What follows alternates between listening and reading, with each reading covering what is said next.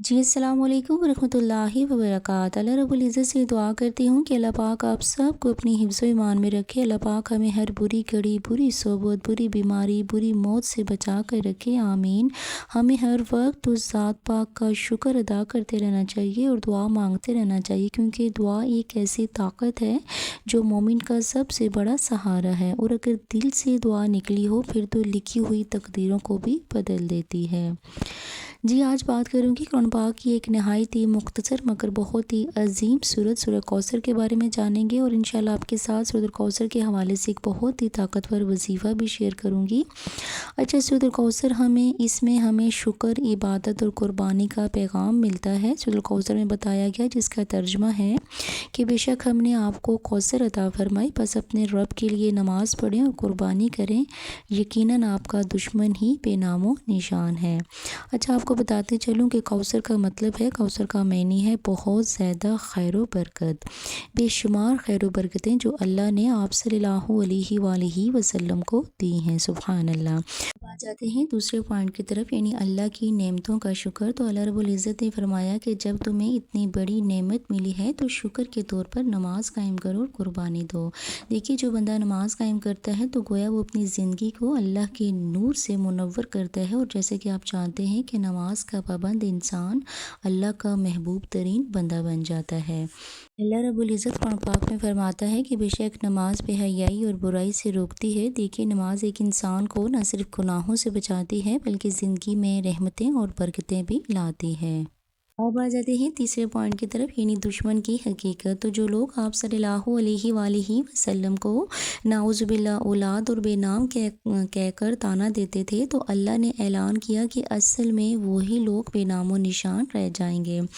اچھا، اس سورت کے حوالے سے آپ صلی اللہ علیہ وآلہ وسلم نے فرمایا کہ جو یہ سورت پڑھتا ہے تو اللہ تعالیٰ بہت خوش ہوتا ہے اور اس کے نصیب میں خوشیاں ہی خوشیاں لکھ دیتا ہے۔ اس سورۃ الکوثر کو پڑھنے والے کو عزت، دولت، صحت، کامیابی، لمبی عمر، تقریباً سب کچھ ملتا ہے۔ اچھا، اس میں ہمارے لیے سبق اور پیغام کیا ہے؟ تو نمبر 1 پر ہے، یہ سورت ہمیں سکھاتی ہے کہ اللہ کی نعمتوں پر شکر ادا کریں، شکر ادا کرتے رہیے اس رب العالمین کا جو برداشت سے زیادہ دکھ نہیں دیتا مگر اوقات سے زیادہ سکھ ضرور دیتا ہے۔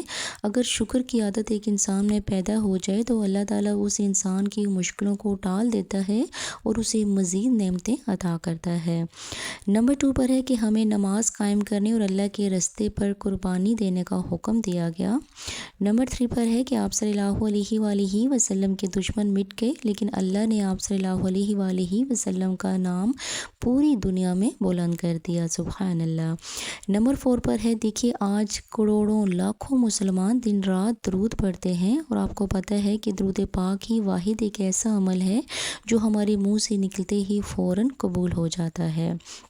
تو اسی لیے ہمیں سورۃ الکوثر کو، جو قرآن پاک کی سب سے چھوٹی سورت ہے لیکن اس میں ہمیں ایمان، شکر، اللہ کی نعمتوں کا شکر، عبادت اور قربانی کا پیغام ملتا ہے۔ اللہ پاک ہمیں اس سورت کے پیغام پر عمل کرنے کی توفیق عطا فرمائے، آمین۔